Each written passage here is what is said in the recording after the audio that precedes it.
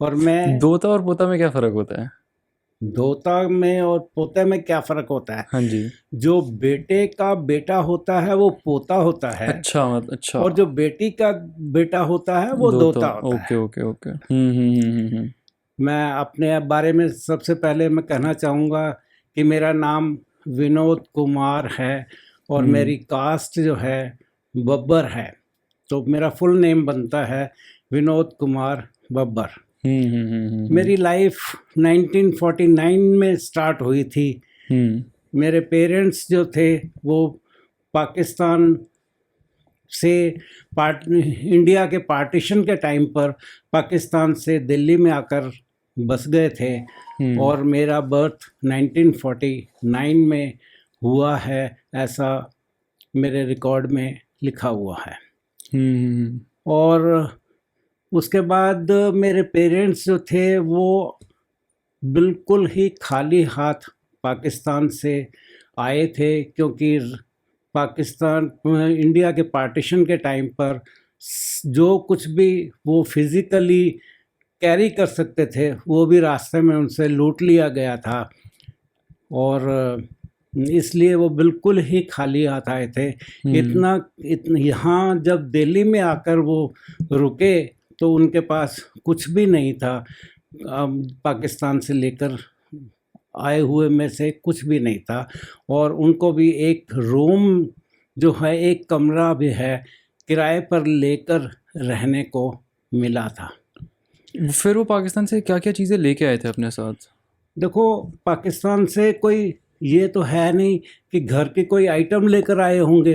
हुँ। यही था कि कैश होगा, ज्वेलरी। गोल्ड होगा। It is only my presumption. Hmm. पर ऐसा ज़रूर था कि वो कुछ ना कुछ valuable in the form of cash और गोल्ड कुछ लाए थे, ऐसा पेरेंट्स बताते थे। पर हुँ। रास्ते में जो उनको लूटने वाले थे, कि लाइफ को थ्रेट देकर भी उनसे वो सब छीन लिया गया था। हुँ।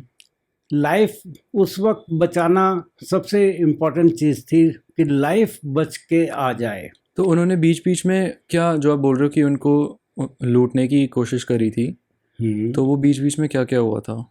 पैदल तो वो आए नहीं होंगे, किसी ना किसी मोड से ज़रूर आए होंगे। हुँ। पर ऐसा पेरेंट्स बताते थे कि रास्ते में उनको लाइफ की थ्रेट देकर उनसे वो जो कुछ भी वो उनके पास कैरी कर रहे थे वो सब ले लिया गया था, तो ये हुँ। खाली हाथ ही आए थे। हुँ। तो यहाँ आकर, दिल्ली में आकर, एक कमरे का कमरा भी उनको किराए पर लेकर कई साल तक रहना पड़ा था। हुँ।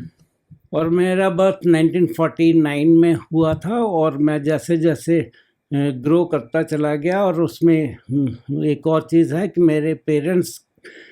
के मेरे पेरेंट्स के साथ तो मैं था ही, मेरे से 4 साल बड़ी सिस्टर हैं, हुँ। जो तो इस तरह से हम 4 फैमिली मेंबर्स होते थे। तो आप, आपकी सिस्टर, मम्मी-पापा। Mummy papa. तो जैसे जैसे टाइम बीतता चला गया तो मेरे को स्कूल में एडमिट करा दिया गया। एमसीडी के स्कूल उस वक्त बड़े कॉमनली हर किसी को एमसीडी स्कूल में ही जाना होता था। तो मैं हुँ। वहाँ पर चला गया था पढ़ने पढ़ने के लिए। 5 साल के बाद फिर मैं दूसरे हायर सेकेंडरी स्कूल में मेरी एडमिशन हो गई, हुँ। और फिर उसके बाद हायर सेकेंडरी भी मैंने वहीं सेकेंडरी स्कूल से करी। हुँ।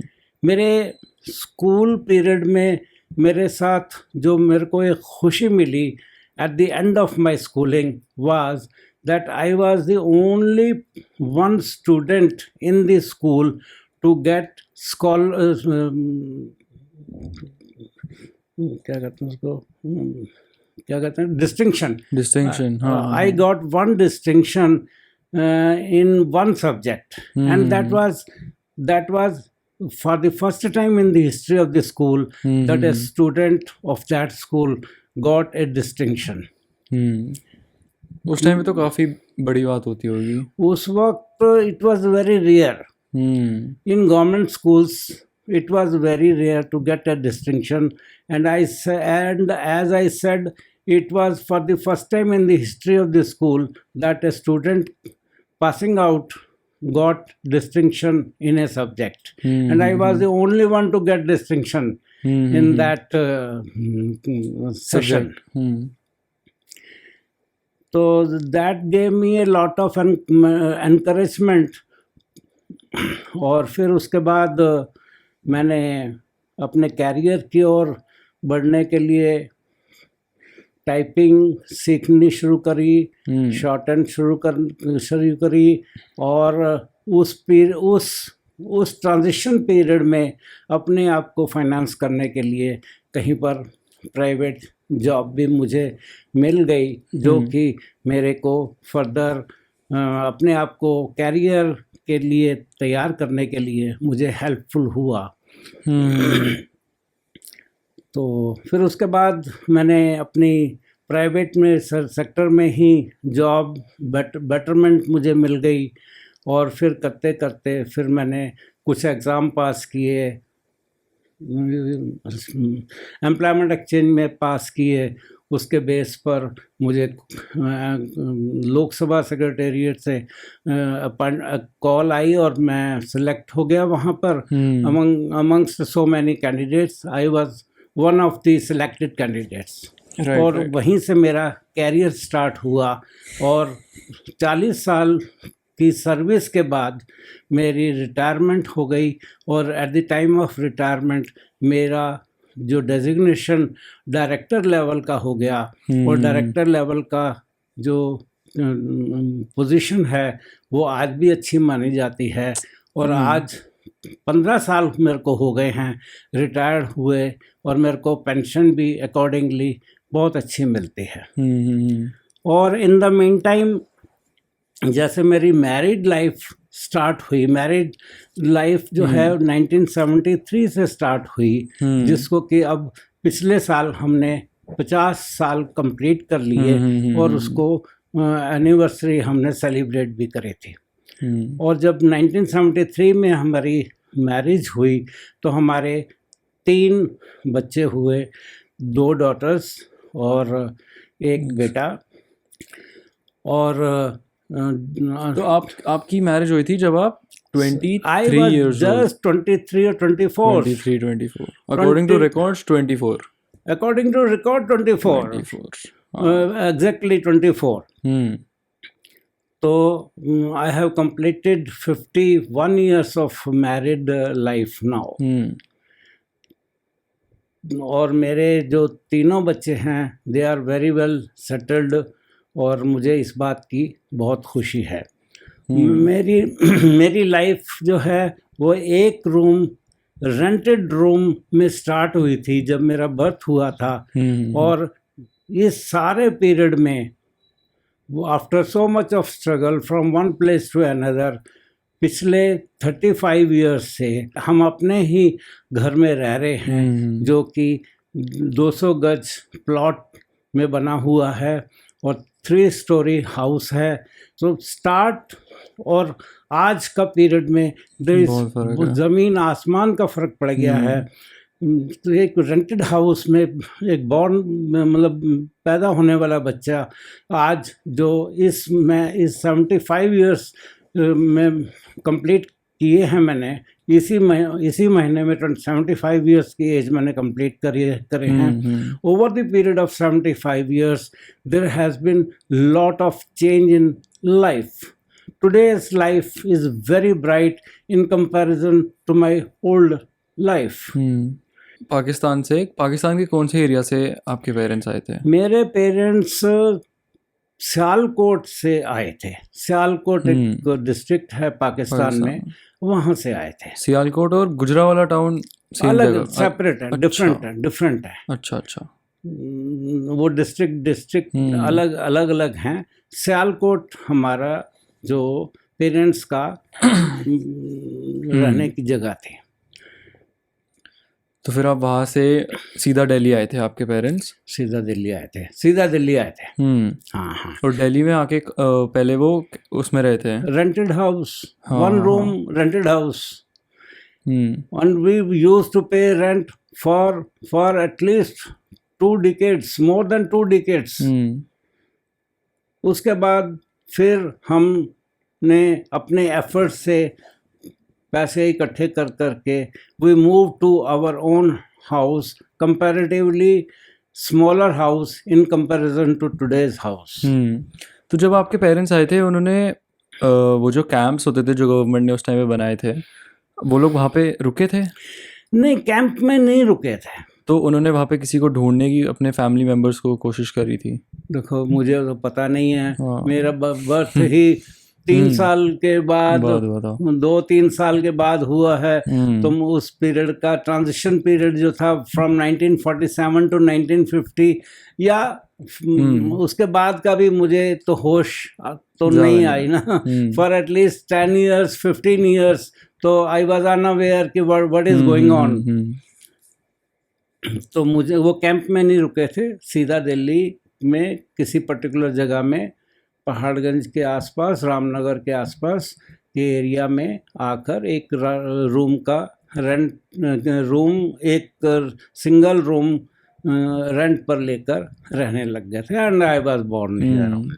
तो आपके जो पेरेंट्स थे या फिर मतलब आप भी उस टाइम पे, मतलब आप छोटे ही थे, बट अगर आपको याद है तो उनका क्या मतलब वर दे सपोर्टिव ऑफ द आईएनसी, मतलब कि क्योंकि मेरे को पता है कि बहुत सारे लोग उस टाइम पे महात्मा गांधी के अगेंस्ट भी थे, कि उनका ये मानना था कि उनकी वजह से ही पार्टीशन हुआ भी था, या फिर वो वहाँ पे उसको रुकवा सकते थे या फिर ऐसा कुछ.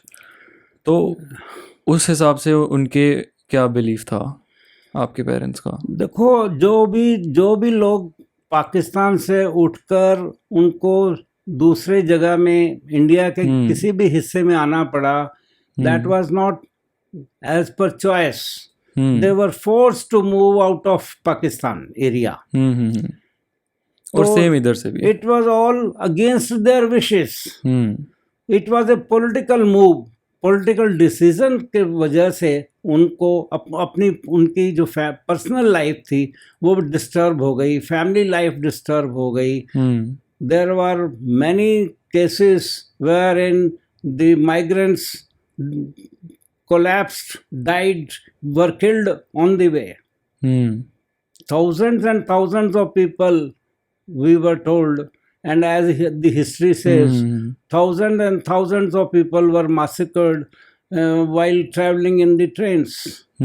This was a horrible scene. It was a political decision. Even now, it is being criticized that it was not a good decision of the politicians of that time. It was more in their own interest. अच्छा. This is being criticized, that in order to gain power, to be at the helm of affairs of Indian partition, Indian politics, part of the country, they manipulated the planned partition so that they become at the helm of the affairs. So it was a political decision. People were forced to move out of their own houses where they were staying in Pakistan for generations together. And do you think कि इसमें Indian national Congress भी involve थी इस पूरे part में? It is a part of history. It is a history which speaks for itself. History is speaking for itself, who took the decision and who suffered. It was the Congress party and the politicians of that time who took this decision of partition. And people in general had to suffer. Many of the people of that time had to lose their life. So it was a political decision. And क्या आपको लगता है कि ये मतलब कोई ऐसी चीज़ थी जो मतलब होने ही थी, या फिर ये मतलब होना ही था पार्टीशन तो on the basis of religion या व्हाटएवर? कि इट वाज इनएविटेबल, मतलब होना ही था ये तो? नहीं देखो, जब भी पॉलिटिकल डेवलपमेंट्स होती हैं, कहीं पर भी होती हैं, उसका रिपरकशंस तो होते ही हैं। पॉलिटिक्स अपना रोल प्ले कर रही होती है, और जो उस वक्त के पॉलिटिशियंस होते हैं, mostly they work in their own interest, self interest. तो ऐसा हिस्ट्री में लगता है कि उस वक्त के पॉलिटिशियंस ने भी अपने सेल्फ इंटरेस्ट में ये डिसीजंस लिए, और जिसके लिए पब्लिक को सफ़र करना पड़ा। They had to migrate from Pakistan to several parts of today's India. तो बट ये सिर्फ एक, इसके पीछे एक कोई और मोटिव, अल्टीरियर मोटिव होएगा ही होएगा, कि सिर्फ ऐसा नहीं हो सकता कि, मेरे को लगता है कि सिर्फ कुछ लोगों का ओपिनियन ये था कि दो अलग कंट्रीज बननी चाहिए on the basis of religion. Obviously उनके पीछे कोई कुछ और मोटिव होएगा ही होएगा। Obviously Jinnah wanted Pakistan on the basis of religion, because in Pakistan, most of the population was Muslims. और उस वक्त ये डिसीजन, ऐसा हिस्ट्री बोलती है कि उस वक्त डिसीजन ऐसा लिया गया कि मुस्लिम्स, क्योंकि वो मुस्लिम डोमिनेटेड एरिया है पाकिस्तान, इसलिए वो जिन्ना के अंडर वो पाकिस्तान हो जाएगा, और सारे जो मुस्लिम्स हैं पाकिस्तान में सेटल हो जाएंगे, और हिंदूज जो हैं वो जो पाकिस्तान में भी रहते हैं, they will migrate to India. और इस तरह से इंडिया में मोस्टली हिंदूज हो जाएंगे और पाकिस्तान में मुस्लिम्स हो जाएंगे। Pakistan was ultimately declared a Muslim country. India, though it was not a secular in the beginning, was declared as a secular state at a later stage when Indira Gandhi was the prime minister. और बहुत सारे जो Muslims थे, they wanted to go to Pakistan, but the politicians of that time said कि no, whosoever Muslims are staying in India, they can stay here, and many of the Muslims of that time opted to stay back in India only. And over a period of time, their population has been growing without any break, and this has been going on. Or it was more a political decision based on the Hindu and Muslim communities. But it did not take the exact shape for which this decision was taken. कि अगर उन लोग ने partition किया ही on the basis of religion है, तो फिर या तो सारे मुस्लिम्स पाकिस्तान चले गए होते, सारे हिंदूज पाकिस्तान से इंडिया में आ गए होते, तो it was okay. It would decision जो है, it would have been implemented in letter and spirit. But it was this decision was taken, but it was not taken, it was not implemented in the spirit in which it was taken. तो आपको लगता है इस चीज़ की वजह से बहुत ज़्यादा रिजेंटमेंट भी थी? जो जैसे आपके पेरेंट्स भी थे, वो लोग भी पाकिस्तान साइड से आए थे, उनमें आई एम श्योर बहुत रिजेंटमेंट होगी कि जो हम लोग के साथ हुआ वो बाकी लोगों के साथ भी हो सकता था, बट वो नहीं हुआ। नहीं देखो, मैं तो ये कहूँगा कि as we hear, as this history speaks for itself, ये नहीं है कि हिंदूज को ही सिर्फ सफरिंग सहनी पड़ी हैं। ऐसा है कि हिंदूज जो पाकिस्तान से आ रहे थे इंडिया में, माइग्रेट कर रहे थे, और उनकी they had to lose their life in many cases, और they had to suffer a lot in several veg.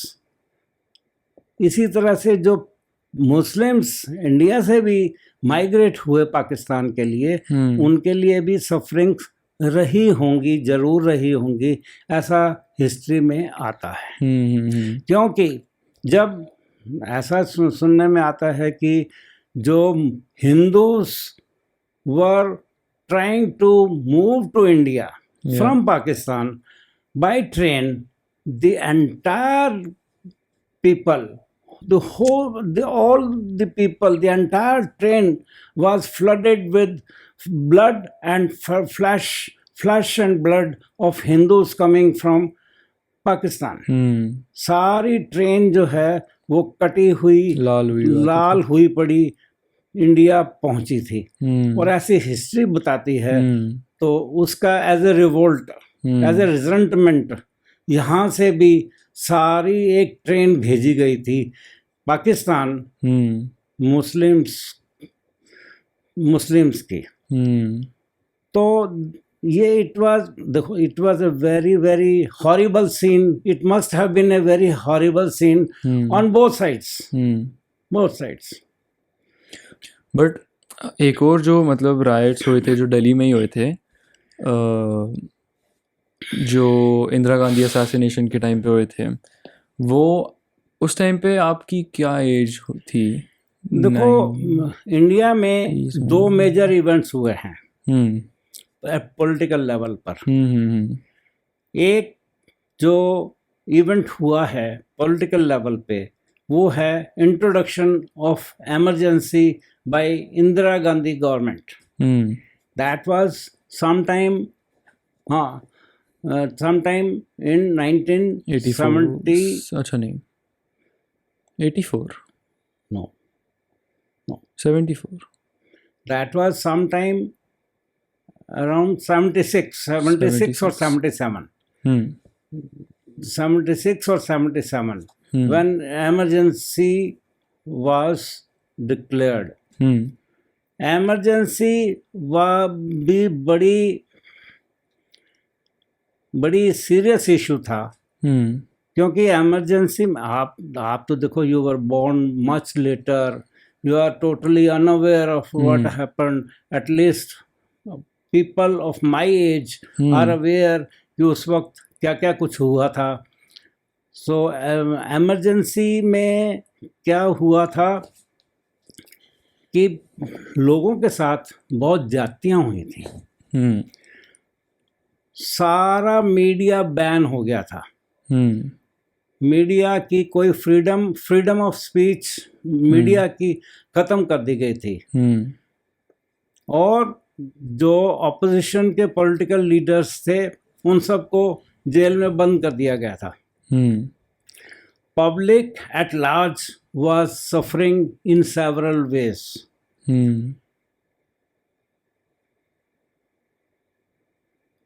उसमें क्या है, पब्लिक के साथ जातियां क्या हुई थी उस वक्त, नसबंदी का जमाना आ गया था, इंट्रोड्यूस हो गया था कि हमने गवर्नमेंट फोर्सफुली लोगों की नसबंदी कर रही थी, स्टरलाइजेशन जिसको बोलते हैं वो कर रही थी।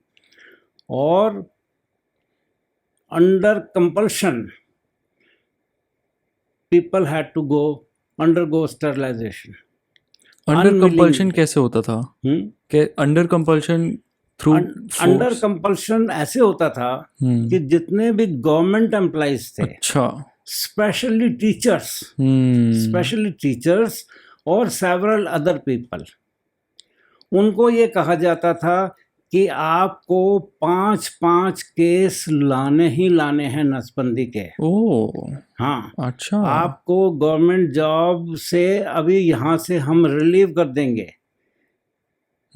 You will be you will be shifted from the existing place। और आपको ट्रांसफर ऑर्डर दूसरी जगह के दे दिए जाएंगे। दूसरी जगह पर ज्वाइनिंग रिपोर्ट नहीं दी जाती थी। उनको दूसरी नई जगह पर ज्वाइन नहीं करने दिया जाता था।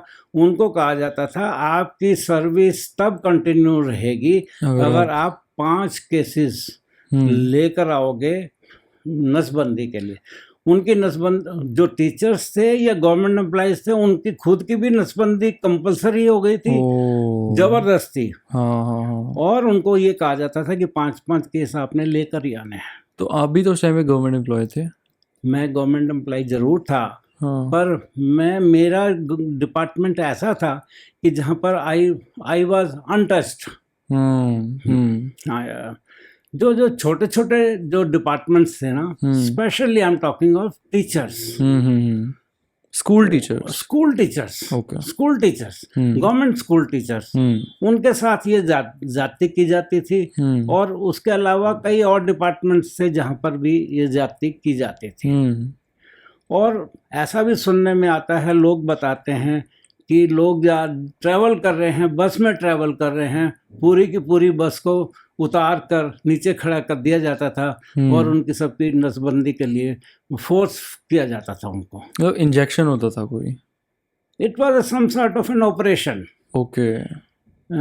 एक प्रोसीजर है जिससे वो रिप्रोडक्टिव सिस्टम जो है उसको अफेक्ट कर दिया जाता है। आगे से उनकी फैमिली ग्रोथ नहीं होएगी। समझ गया। ये बात है। अच्छा, आप किसी को जानते हो जिसके साथ ऐसा हुआ था? या हाँ, बिल्कुल हुआ था। मैं जानता हूँ। तो फिर मुझे पता है, इसीलिए तो मैं कह रहा हूँ। तो उनकी क्या मतलब स्टोरी थी, अगर उन्होंने आपको पर्सनली बताया होगा? पर्सनली यही बताया कि वो अपने as a school teacher is relieved from the school and is asked to join another place, but the teacher is not allowed to join there, और unless they join at a new place they will not get their salary. और उनको कहा जाता था कि 5 cases लेकर आओगे तभी।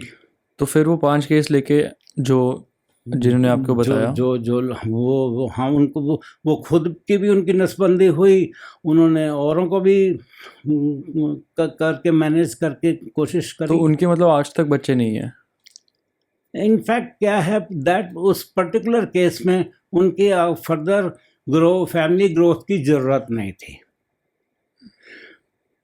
कैसे मतलब? ऑलरेडी उनके बच्चे थे। अच्छा अच्छा अच्छा, ऑलरेडी बच्चे थे। वो they had reach such a stage कि उनके आगे और फर्दर ग्रोथ की जरूरत भी नहीं थी। दे वर सेटिस्फाइड, हैप्पी और कंटेंटेड विद दैट। पर है तो फोर्सफुली। हाँ, ऐसे भी केसेस सुनने में आता है जो अनमैरिड लड़के हैं उनको भी जबरदस्ती कोशिश की गई कि उनकी भी नसबंदी की जाए। ऐसे केसेस भी आते थे। तो this was happening under Rajiv Gandhi government? No, Indira Gandhi. Rajiv Gandhi was not in the picture at that time. अच्छा, it was Sanjay Gandhi who was playing a leading role, associated with other politicians of Delhi, as the history says, S.K.L. Bhagat,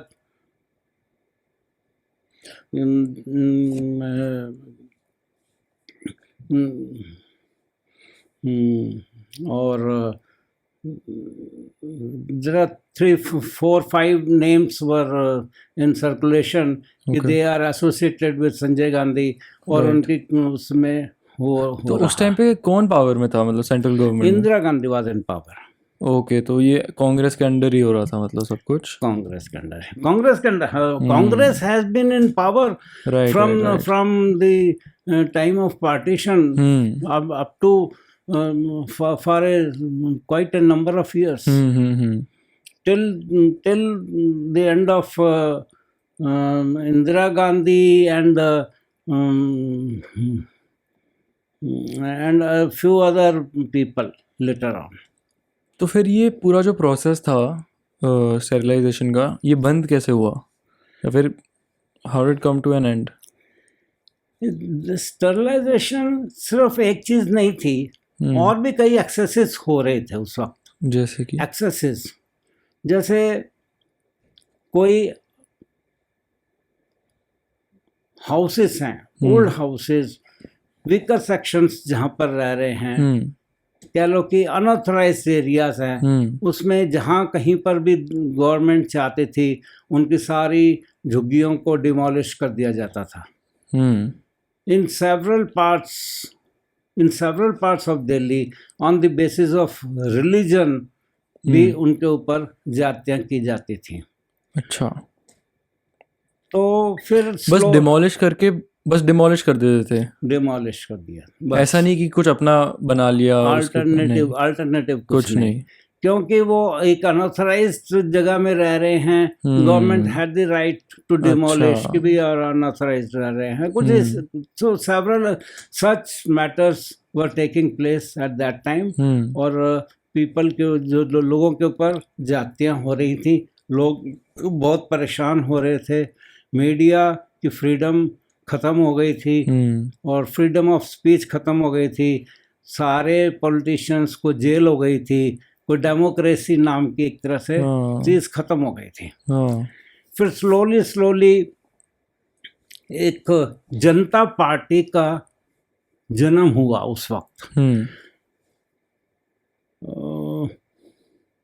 there was a leader from Bihar, Jayaprakash Narayan. Jayaprakash Narayan के under कुछ politicians इकट्ठे हुए। उन्होंने movement start करी, बिहार से start हुई थी और ये सारी कंट्री में फैल गई। और वो सब पॉलिटिशियंस ने मिलकर प्रेशराइज किया इंदिरा गांधी गवर्नमेंट को। और फिर इस तरह से इमरजेंसी ख़त्म हुई थी और फिर जनता पार्टी केम इनटू पावर। अच्छा, instead of Congress Janata party की गवर्नमेंट बन गई। इलेक्शंस हुए जिसमें जनता पार्टी को मेजॉरिटी मिल गई और उन्होंने गवर्नमेंट फॉर्म करी। Morarji Desai became the prime minister of India. और थोड़े पीरियड में ही, 1-1.5 साल में ही, वो मोरारजी देसाई की सरकार को भी गिरा दिया गया। इसी इनके चंद्रशेखर एंड चरण सिंह ने एक लीडिंग रोल प्ले किया। अपनी पार्टी का सपोर्ट मोरारजी देसाई को, गवर्नमेंट को ख़त्म कर दिया और चरण Singh became the prime minister. चरण सिंह के बाद फिर ये Chandrashekhar became the caretaker prime minister, or he was the prime minister of the country for about 6 months and he never faced parliament during that period of 6 months. उसके बाद वो government भी ख़त्म हो गई और again he never faced parliament मतलब means उसके पीरियड में ही was prime minister for 6 months। 6 months के पीरियड में पार्लियामेंट का सेशन भी नहीं हुआ। अच्छा, ओके, हाँ, सेशन भी नहीं हुआ और फिर वो उसका टर्म भी खत्म हो गई है। उसके बाद again Indira Gandhi came into power. और second major event in the country took place in 1984 at when Indira Gandhi was massacred, she was killed. और उस वक्त फिर क्या है, immediately after massacre of Indira Gandhi, riots took place in many parts of the country। और दिल्ली में specially बहुत ज़्यादा राइट्स हो गए थे।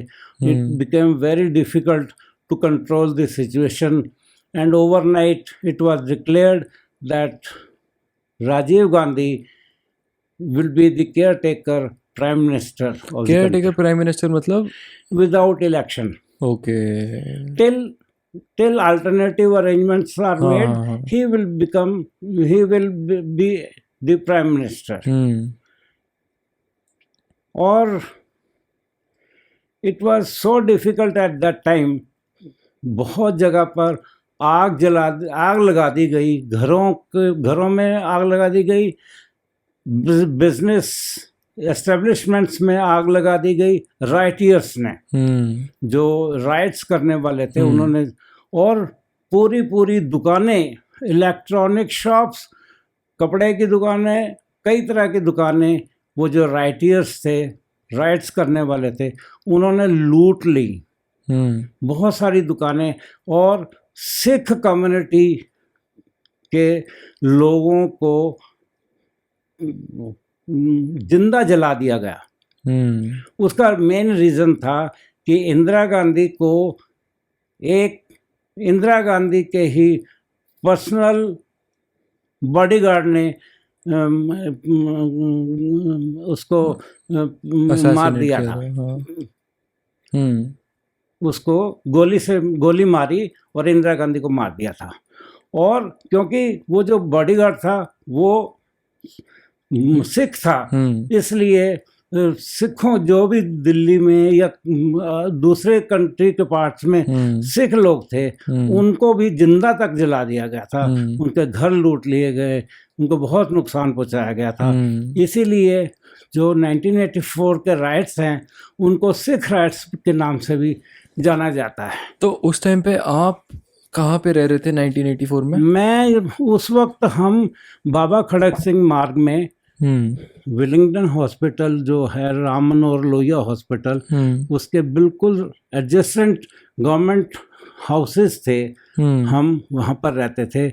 मैं ऑफिस गया हुआ था और वहीं पर मैं देख रहा था।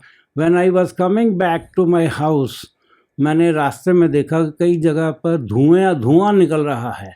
अच्छा, उसी दिन से शुरू हो गया था? उसी दिन से शुरू हो गया था। उसी दिन से साइमल्टेनियसली शुरू हो गया था जैसे ही ये न्यूज़ आई। और मैंने रास्ते में देखा कई जगह पर आग का धुआं निकल रहा है और मैं तो घबराता हुआ तो अच्छा, आपको तब तक आइडिया नहीं था क्या हुआ है? That was in 1984, means I was about 34 years. I was in government service at that time. नहीं, मैं बोल रहा हूँ कि आपको तब तक न्यूज़ पता नहीं चली थी कि क्या हुआ? न्यूज़ का देखो उस वक्त मीडिया तो होता नहीं था।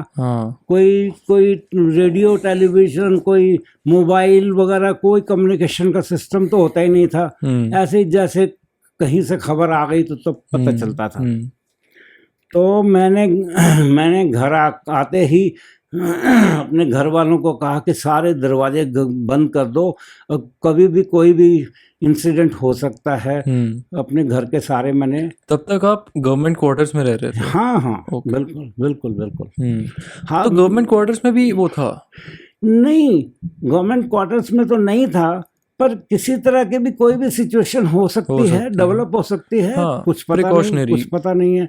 और पुलिस और आर्मी सड़कों पर घूमना शुरू हो गई। सेम नाइट मैं एक टैंक के अंदर भी बैठकर कनॉट प्लेस तक भी उनको रास्ता दिखाने के लिए मैं गया था आर्मी वालों के साथ में भी। आप टैंक के अंदर बैठे हुए हो? हाँ।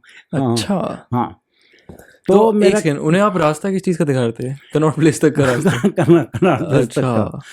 तो मेरा मतलब है कि फिर उन्होंने आपको उतार दिया फिर कनॉट प्लेस? हाँ, फिर उतार दिया। हाँ, वापस उतार दिया। कुछ है एग्जैक्ट मुझे सीक्वेंस ऑफ इवेंट्स याद नहीं है। तो फिर रात को तो मतलब फिर उस टाइम पे अनसेफ भी हुआ होगा? नहीं, मैं क्योंकि आर्मी के साथ मूव कर रहा हूँ इसलिए मैं अनसेफ फील नहीं कर रहा। नहीं, मतलब जब आप वापस घर जा रहे होगे? नहीं, मैंने को ड्रॉप बैक किया।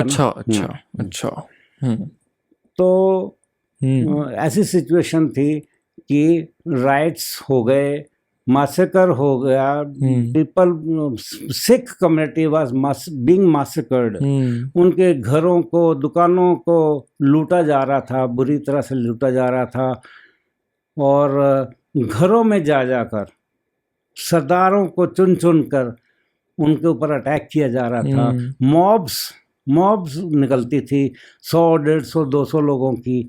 और सिखों के एस्टेब्लिशमेंट और सिखों के हाउसेस और सिखों के ऊपर अटैक करके उनको जिंदा जला दिया जाता था, जिंदा मार दिया जाता था। उनके एस्टेब्लिशमेंट को आग लगा दी जाती थी, उनके सामान को लूट लिया जाता था। ऐसी उस वक्त की सिचुएशन थी, राइट्स थी। फिर कम से कम इसको कितने टाइम चला था ये? 4-5 days to 1 week ये लगा था कि ये सारी सिचुएशन को नॉर्मलाइज करने के लिए। Rajiv Gandhi was a pilot till that time became the prime minister, or he was And what happened to Sanjay Gandhi? Sanjay Gandhi in the meantime died in an air crash. अच्छा, He okay. had died in the meantime. हाँ. वरना संजय गांधी को I think वरना Sanjay Gandhi take over कर लेता. Sanjay Gandhi had died died. Okay okay okay. in an air crash. वो खुद ही वो एरोप्लेन चला रहा था और उसी में वो क्रैश हो गया और ही डाइड. और Rajiv Gandhi was till that time a pilot with the Air India. He became the prime minister. He was a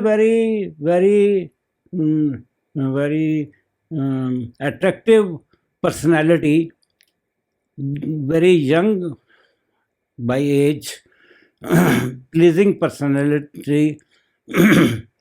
He had a good speaking power. अच्छा उसका बोलने का स्टाइल था. और it took about a week to control the situation. तो जो rights वगैरह थे उसको कंट्रोल करने के लिए लगभग एक वीक या उससे ज़्यादा ही लगा था. तो these were the two major incidents which took place in the history of India, और जिसमें लोगों को बहुत परेशानी हुई थी. तो ऊपर मतलब पर्टिकुलरली दिल्ली में कौन से एरियाज थे जहाँ पे ये सब हो रहा था? ये पर्टिकुलरली एरिया से त्रिलोकपुरी के नाम से सुना जाता है, और ट्रांस जमुना के एरिया, जमुना पार के एरिया में कुछ सुल्तानपुरी और इस साइड के एरियाज में भी सुनने में आता और था. सिख कॉलोनीज में क्या हो रहा था? कौन सी कॉलोनी में? सिख कॉलोनीज में. सिख कॉलोनीज में जहाँ पर डेंसली पॉपुलेटेड एरियाज थे, सिख पॉपुलेशन ज़्यादा थी, they were able to unite और they were able to protect themselves. जहाँ पर इक्का दुक्का सिख थे वो ज़्यादा उसमें सफरर हो गए. तो लोग मतलब ऊपर छत वत पे पैरा भी देते थे रात को. इवन कॉलोनीज में हर एरिया में एक डर का माहौल पैदा हो गया था. हिंदू एरियाज में ये रिस्क लगता था, उनको डर लगता था कि शायद कहीं सिख कम्युनिटी वाले हमारे ऊपर अटैक ना कर दें, और सिख एरियाज वालों को डर लगता था कि कहीं जो मॉब है वो हमारे को, मतलब दोनों तरफ से एक दूसरे पर अटैक हो रहा था. अटैक नहीं हो रहा था, डर जरूर था. डर तो था ही था. डर जरूर था. रात को लोग ग्रुप्स में जागते थे और अपने एरिया को सेफ रखने के लिए वो जागते रहते थे. स्टिक्स अपने हाथ में रखनी है या जो कुछ किसी के पास होता था वो तैयार रखते थे. In case of any untoward incident वो they will be able to protect themselves. तो उस टाइम पे आपने कुछ ऐसा, आपके साथ कोई लोग ऐसे थे जिनके साथ पर्सनली कुछ हुआ था? नहीं, हम गवर्नमेंट एरिया में रह रहे थे. गवर्नमेंट एरिया में कोई ऐसी लॉ एंड ऑर्डर की ज़्यादा सीरियस प्रॉब्लम नहीं होती है. और we were as innocent people as any other innocent can be. We always remained unarmed. हमें आर्म्स वगैरह की ज़रूरत नहीं महसूस करी. हम जैसे लोगों ने कभी भी अपने आप को आर्म करने की ज़रूरत नहीं महसूस करी है. इवन हमारे घरों में, हम जैसे घरों में एक स्टिक भी अपने आप को प्रोटेक्ट करने के लिए नहीं होती है. I think it's looked down upon also. और हमारे, क्योंकि हम मेनली गवर्नमेंट एरिया में रह रहे थे, we were feeling ourselves quite safe. तो जो डेंसली पॉपुलेटेड एरिया हैं उसमें ज़्यादा ऐसे मेजर इवेंट्स हुए हैं ऑफ मासेकर वगैरह. राइट्स. मैंने सुना है करोल बाग में बहुत दुकानें जला दी थी। करोल बाग में बहुत सारे एस्टेब्लिशमेंट्स को लूट लिया गया, जला दिया गया, हाँ, ऐसा हुआ। उसमें मतलब गवर्नमेंट कोई साइड पे कर रही थी कि देवर लाइक न्यूट्रल?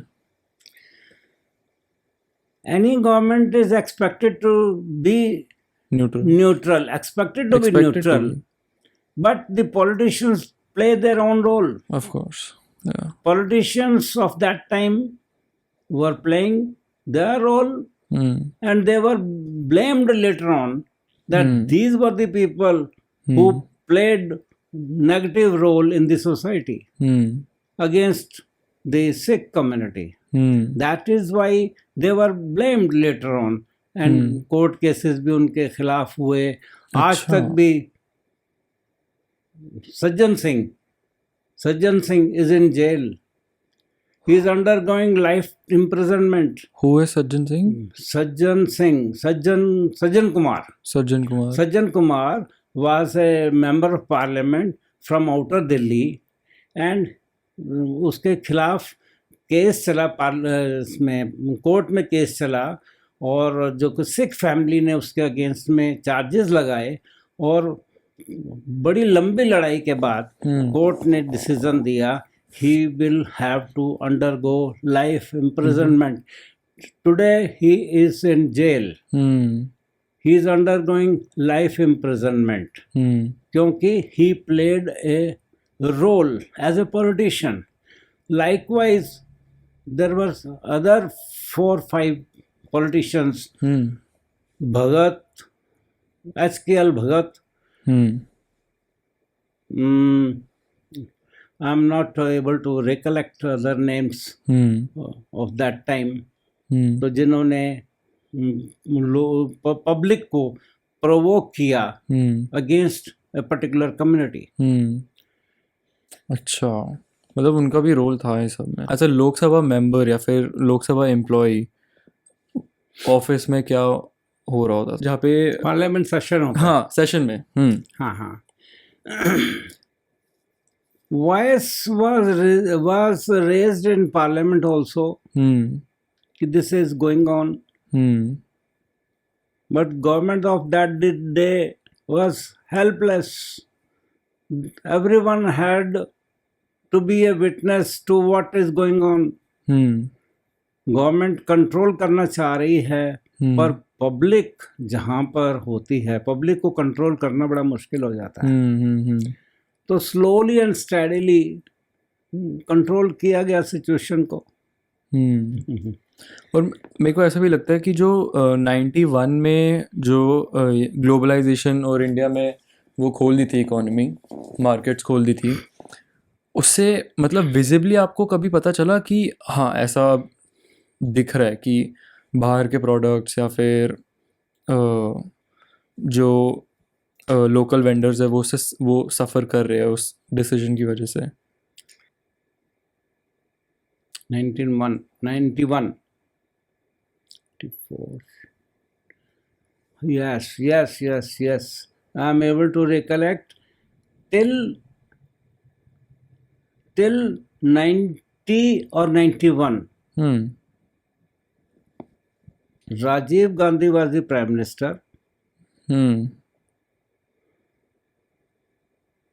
और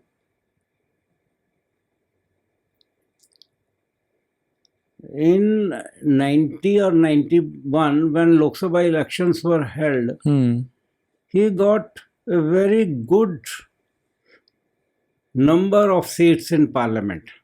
Rajiv Gandhi. That was a record, more than 400, around 435 seats of Congress he got that at that time. वो आई थिंक एक बहुत इमोशनल वेव भी चली होगी उस टाइम पे। इमोशनल वेव तो इंदिरा गांधी के मासेकर के बाद हुई थी। हाँ in favour of Rajiv Gandhi. हाँ, it was in favour of Rajiv Gandhi. हाँ, इलेक्शन के टाइम, क्योंकि आई थिंक उसके कुछ टाइम बाद ही इलेक्शन थे। 84 में मासेकर हुआ था इंदिरा गांधी का, और next election must have been 85 around 90 or 91, around 90. हाँ, around 90. अच्छा, he got a very good majority in parliament. उसके बाद during the period of Rajiv himself, ये कुछ डेवलपमेंट, ग्लोबलाइजेशन, इकोनॉमी वगैरह एटसेट्रा एटसेट्रा उसी के पीरियड में स्टार्ट हुआ था. इवन कंप्यूटराइजेशन भी स्टार्ट राजीव गांधी के टाइम पर हुआ था. पहले सारा काम मैनुअली होता था, ग्रेजुअली कंप्यूटर इंट्रोड्यूस होता चला गया और सारा कुछ डिजिटलाइजेशन होता चला गया. और फिर ग्रेजुअली डेवलपमेंट्स वर टेकिंग प्लेस, इंपोर्ट का इजी हो गया और यहाँ पर फॉरेन गुड्स भी आने शुरू हो गए, कंप्यूटराइजेशन स्टार्ट हो गया. तो इस तरह से this is how changes were taking place. But ये विजिबली आपको दिखता था मार्केट में जब आप बाहर सड़क पे जाते थे? इसका कुछ चेंज आपको दिखता था? फ्रैंकली स्पीकिंग हमारी लाइफ में कुछ चेंज नहीं आ रहा था. हमारा सोशो इकोनॉमिक सेटअप ऐसा था कि हमें ना हम उसमें सोच सकते थे, ना कुछ जो उस वक्त की नई नई चीज़ें आ रही थी, ना हमारे this were beyond our reach, हमारी रीच में नहीं थी और ना हमें कोई ज़रूरत महसूस होती थी उन चीज़ों को लेने के लिए. मार्केट में चेंजेस तो आ रही थी, विजिबल था, लोग तो यूज़ करना शुरू कर ही रहे थे, हम यूज़ नहीं कर रहे थे. राइट. तो ये कौन से पॉपुलेशन को पर्टिकुलरली अफेक्ट कर रहा था? अफेक्ट मीन्स बेनिफिट दे रहा था. बेनिफिट या फिर डिसएडवांटेज भी था किसी के लिए? नहीं, it was of advantage to everyone. Computer का इंट्रोडक्शन हो जाना इन ऑफिसेस में कंप्यूटर का आ जाने से स्टैंडर्ड इम्प्रूव हो गया. टाइपराइटर से कंप्यूटर का प्रिंट मिलना शुरू हो गया. जो स्टैंडर्ड एक मैनुअल टाइपराइटर का होता था, उसे कंप्यूटर का प्रिंट मिलना शुरू हो गया. जो हम मेमोरी स्टोर नहीं कर सकते थे, वो कंप्यूटर में स्टोर होनी शुरू हो गई. हाँ जी. जो रिकॉर्ड हमारे को पेपर पर रखना पड़ता था, वो कंप्यूटर में जाना शुरू हो गया. पेपर वर्क जो है वो बहुत कम होना शुरू हो गया, slowly. This was a plus point. Paper की बचत होनी शुरू हो गई. But at the same time जहाँ पर मैनुअल काम होता था, 4 लोग काम करने वाले होते थे, वहाँ पर एक आदमी की ज़रूरत हो गई. तो वहाँ पर एम्प्लॉयमेंट थी कईयों की, वो अफेक्ट भी हो रही थी. This was negative point. Plus point ये था कि रिकॉर्ड जो हैं वो परमानेंट स्टोर होने शुरू हो गए कंप्यूटर में. तो आपने पहली बार कब एक कंप्यूटर यूज़ किया था और उसका कैसा एक्सपीरियंस था? In fact, throughout for a major part of our career, we were working on manual typewriters. Manual typewriters जो है वो हमारी बॉडी को भी अफेक्ट करती है. कैसे? क्योंकि हमारी उंगलियों की मूवमेंट होती है. फिर वो हमारी उंगलियों की मूवमेंट ऐसे भी होती है. क्योंकि वो दबाना पड़ता है.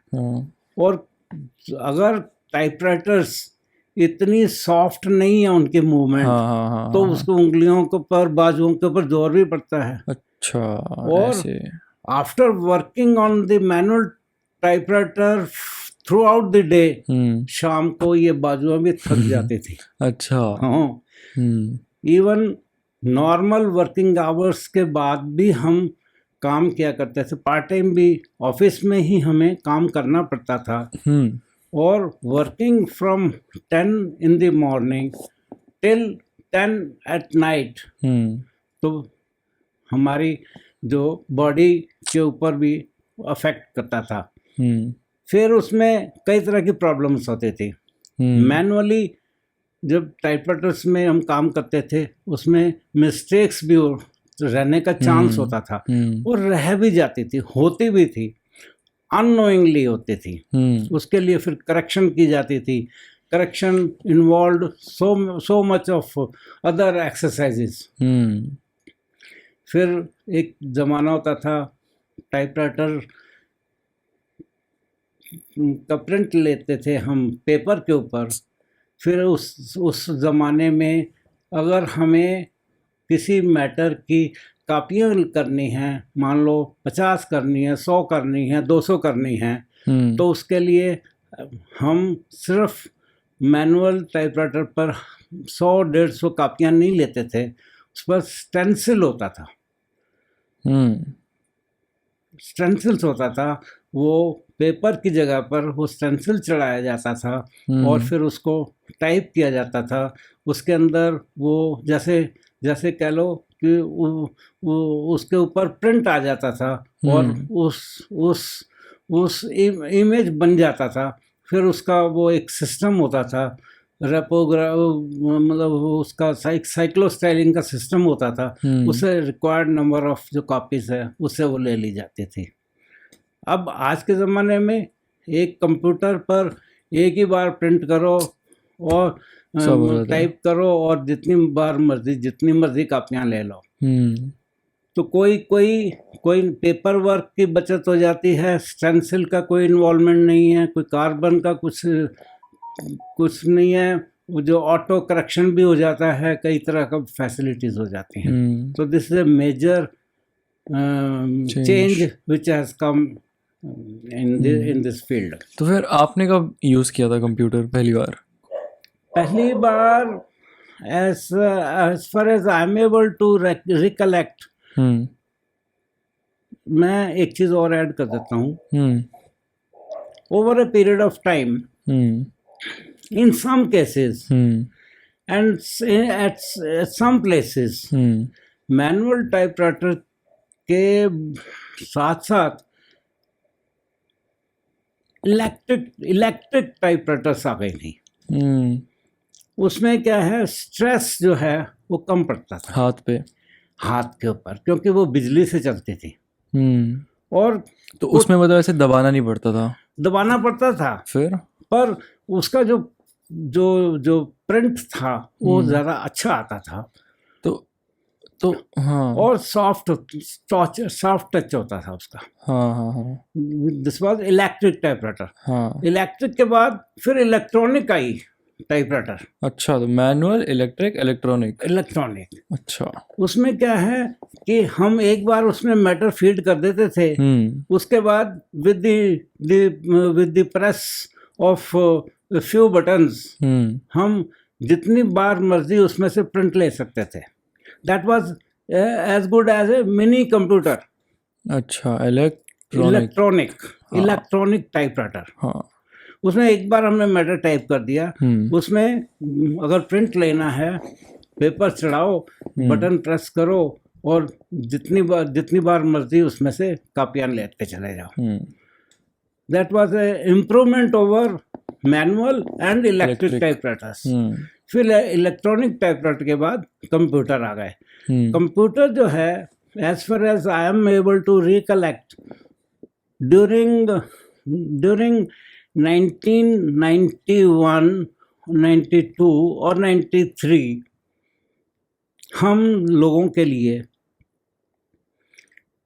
कंप्यूटर का ट्रेनिंग के लिए हमें भेजा गया था NIC के पास, नेशनल इंफॉर्मेशन सेंटर या कुछ समथिंग इस तरह नाम है इंस्टीट्यूट का, NIC। किसने आपको भेजा? गवर्नमेंट ऑफिस वालों ने। That was NIC is also a government organization. हमारे ऑफिस भी गवर्नमेंट का है, तो वो गवर्नमेंट टू गवर्नमेंट एम्प्लॉइज की ट्रेनिंग वहाँ पर होती थी। But to switch over from manual, electric और इलेक्ट्रॉनिक टाइपराइटर टू कंप्यूटर, बहुत बड़ा शिफ्ट था वो। बहुत बड़ा शिफ्ट था। हाँ। ऐसा लगता था कि पता नहीं क्या चेंज आ रही है। मतलब वो उस जमाने का आर्टिफिशियल इंटेलिजेंस था। और थोड़ा सा वो लगता था कि it's a very difficult task to learn to operate computer. पर आप लोग को तो भेजा था ना सिखाने के लिए? सीखने के लिए भेजा था। सीखने के लिए, सिखाने के लिए? सीखने के लिए। सीखने के लिए, अच्छा। कंप्यूटर अच्छा। चलाना, ऑपरेट करना, हाँ, वो हाँ। सीखा गया था। ठीक है, ठीक है, तो ठीक है। कंप्यूटर भी उस जमाने में जो इंट्रोड्यूस हुए थे, आज वाले कंप्यूटर नहीं थे, ऑफ कोर्स। वो भी बड़े लोअर लेवल के थे। उसको मतलब वो पीछे बड़ा सा, उसके पीछे वो होता था। हाँ हाँ हाँ, नीचे सीपीयू होता था, हाँ, मॉनिटर भी। CPU and all so many other things. और फिर उसको ऑपरेट करना कैसे, कीज कौन कौन सी की को प्रेस करना है, इसको सब सीखने के लिए बहुत कुछ हमें बड़ी मुश्किल होती थी। कई लोगों ने तो मना ही कर दिया कि हमारे बस का ही नहीं है कंप्यूटर सीखना। हाँ। तो और उन लोग के साथ मतलब फिर क्या हुआ? फिर कुछ नहीं है, ठीक नहीं है, सीखा तो नहीं सीखा बस। कुछ नहीं सीख सकते। वो कहता है जी हम तो देखो हम इस एज ग्रुप में पहुंच चुके हैं, अब now it is very difficult for us to learn computer. भाई जितनी भी हमारी रेस्ट ऑफ सर्विस है, हम तो मैनुअल टाइपराइटर पर ही काम कर सकते हैं, और नहीं कर सकते, और नहीं कर सकते। तो आपने कौन से ईयर में पहली बार चलाया था कंप्यूटर? 1991। बिटवीन 91 एंड 93 हमारे ट्रेनिंग के लिए हमें भेजा था, और वहाँ पर हमने ABC कंप्यूटर की लर्न करी थी, सीखी थी वहाँ से। इस इतने लंबे पीरियड में सोसाइटी में बहुत सारी चेंजेस आ गई हैं। आज हर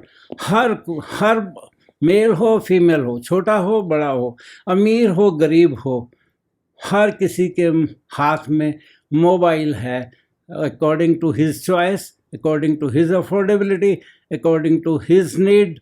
Everyone is having mobile phone in his hand. और कोई किसी को कोई पूछता है कि भाई, ये कोई नहीं कहता है तुम्हारे मोबाइल फोन का नंबर क्या है, कोई कहता है तुम्हारा नंबर क्या है, what is your number, what is your number. तो ऐसा लगता है कि हम और मोबाइल एक ही हैं। मोबाइल का नंबर और हमारा नंबर एक ही है। ट्रू। कोई ये नहीं पूछता कि तुम्हारा मोबाइल नंबर क्या है तेरा। तुम्हारा मोबाइल नंबर होगा तो व्हाट इज योर नंबर। हाँ। तो ये बहुत बड़ी चेंज आई है। इट्स लाइक हम लोग ने एक नंबर अपने आप से लिंक कर दिया है। हाँ, कि एक ऐसा टैटू है हमारे ऊपर। और जब हम चाइल्डहुड में थे या यूथ में थे, यंग एज में भी थे, उस वक्त ना कोई रेडियो होता था, रेडियो भी होता था तो सभी घरों में नहीं होता था, किसी किसी के घर में होता था। फिर 1966 onwards, around 1968-69 टेलीविज़न भी थोड़े थोड़े घरों में आना शुरू हो गया था। हर किसी के घर में होता नहीं था, और टीवी पर भी बड़े लिमिटेड प्रोग्राम आते थे।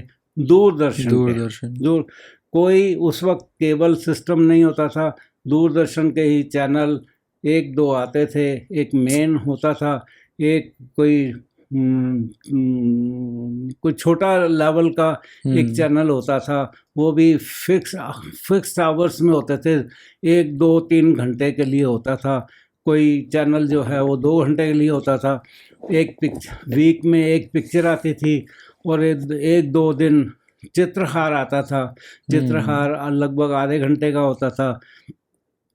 तो ये सारा एंटरटेनमेंट थ्रू टेलीविज़न इतना ही होता था, नॉलेज इतनी ही होती थी। जो दूरदर्शन ने दिखा दिया वही देखना पड़ता था। हम जो टीवी का स्क्रीन के ऊपर वो नहीं देख पाते थे जो हम देखना चाहते हैं। जो दिखाया वही देख रहे हैं, जो दिखाया जा रहा है वही देखना पड़ेगा, उसके लिए कोई चॉइस नहीं है। आज का तो कोई मुकाबला ही नहीं है। आज तो इतनी वैरायटी है, चैनल्स की वैरायटी है यूट्यूब है, आप हम्म वो देखो जो आप देखना चाहते हो, आपकी जो जो इच्छा करती है, जो दिल करता है वो आप देख सकते हो। तो ये बहुत चेंज आई है, जो कि आज यू कैन नॉट फील कि भाई एक टाइम था और आज का टाइम में कितना ऊपर नीचे का फर्क होगा, you can not feel it. crazy तो during the lifetime of my 75 years of age,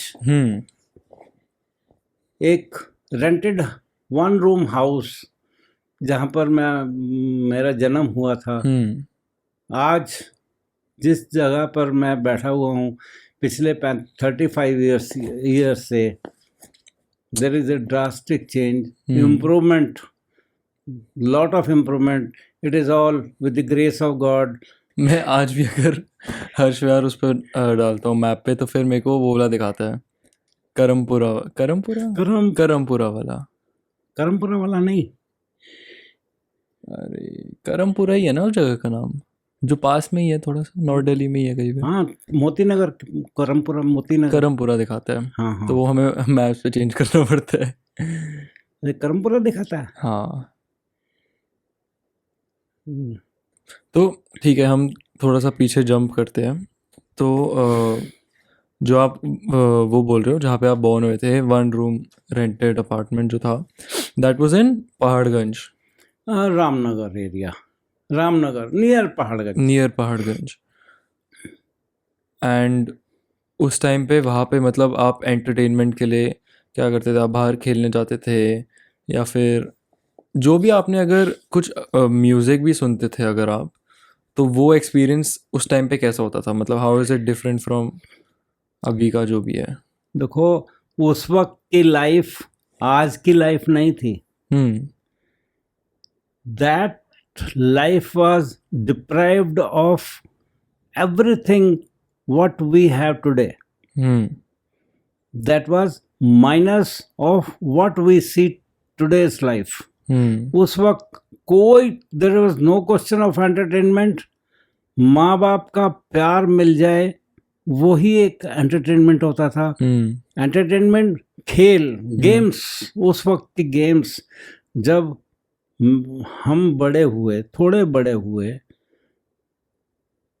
उस वक्त का जो एक बच्चे का खिलौना होता था, एक एट द मोस्ट कोई हल्की फुल्की कोई बॉल होती होगी, उसको जो आज हम वॉकर देते हैं चलने के लिए, उस वक्त का एक लकड़ी का एक छोटा सा रेड़ा होता था, जिसको थ्री व्हील वाला एक लकड़ी का बना होता था, उसको रेड़ा कहते थे। okay. उसके सहारे बच्चा चलना सीखता था या उसको चलाता था। फिर थोड़ा और बड़ी उम्र में हुए, 4, 5, 6, 7 साल में हुए, तो उस वक्त का हमारा games, source of entertainment, movement का सोर्स क्या होता था? साइकिल का रिम,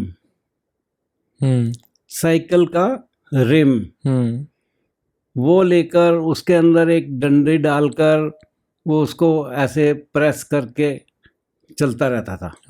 जैसे हम उसको पुश कर रहे हैं और वो चलता जा रहा है। या उस वक्त के गेम्स क्या होते थे? गुल्ली डंडा, लट्टू चलाना, और जिसके पास ये भी कुछ नहीं है तो फिर वो मार्बल, कंचे उस वक्त के होते थे, वो उनसे खेल लेना। बस यही कुछ 2-4 गेम्स होती थी एंटरटेनमेंट के लिए, यंगस्टर्स के लिए। यंगस्टर्स मतलब ये तो फिर आई थिंक बच्चों के लिए बिल्कुल ही बच्चों के लिए। बच्चे 10-15 साल तक भी यही कुछ करते रहते थे। अच्छा। हाँ, और कुछ था ही नहीं उनके पास, और कुछ था ही नहीं। तो आपको मतलब आज के बच्चों में ये दिखता है कि वो बहुत जल्दी एज कर रहे हैं भाई, कि जैसे आप बोल रहे हो कि 10 साल का बच्चा भी उस टाइम पे यही कर रहा था। हाँ, आज 10 साल का बच्चा नहीं, आज तो 1 साल का बच्चा भी मोबाइल चला रहा है, हम्म उसको पता है कि कौन सा हाँ क्या प्रेस करना है और कैसे कॉल करना है, व्हाट्सएप हम्म कैसे चलाना है। और 1 साल का बच्चा के आज तो न्यूली बॉर्न बेबी भी है, 6, ऐसा भी लोग बता रहे हैं आजकल, तो ये ट्रेंड भी चल गया है, 6 महीने का बच्चा भी है, हम्म उसको माँ जो कुछ खिलाना चाहती है, दूध पिलाना चाहती है, उसके हाथ में पहले मोबाइल पकड़ाती है।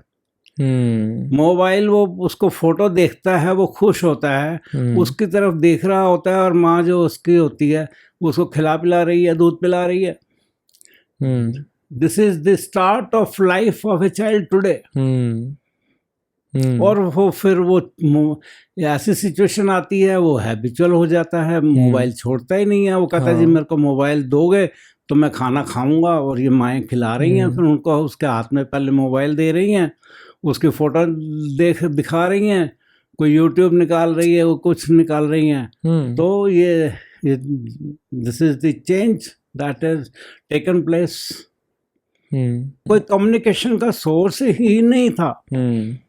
हमारे पास ना कोई न्यूज़पेपर होती थी, ना कोई रेडियो, ना कोई ट्रांजिस्टर, कोई कम्युनिकेशन का सोर्स हो, कम्युनिकेशन नाम की कोई चीज़ होती ही नहीं थी।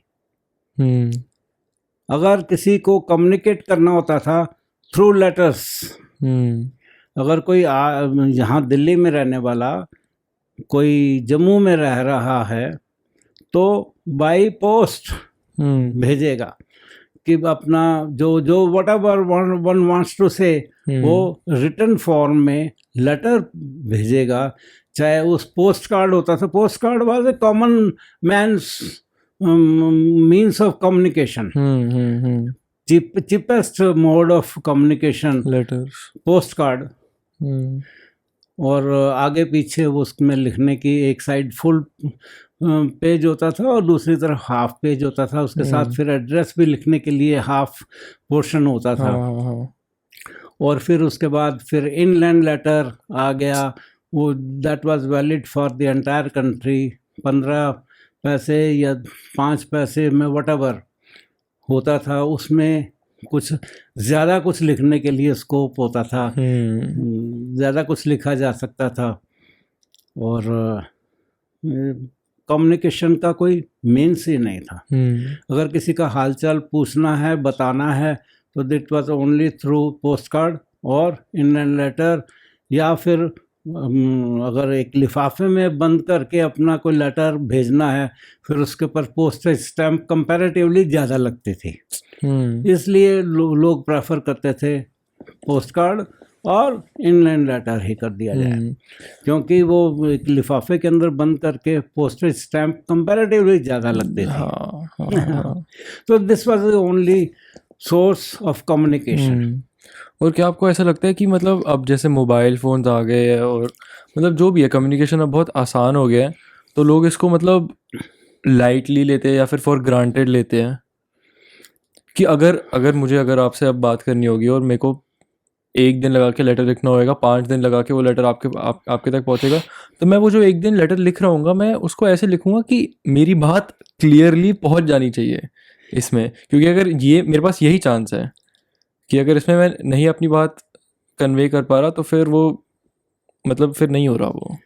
आज के बच्चों को मोबाइल अवेलेबल है, उनको पोस्ट कार्ड, इनलैंड लेटर या किसी दूसरे फॉर्म के लेटर में ऑप्ट करने की जरूरत ही नहीं है। When they can easily at any time one is able to communicate with anyone anywhere in the world. तो वो तो जो पुरानी चीजें थी वो तो पुरानी हो गई। These have become almost a history. I think हम इसको वो कर सकते हैं। अगर आपको कुछ एंड करते हुए बोलना है, कुछ भी आप बोलना चाहो। एंड तो यही है कि I am thankful to God. God has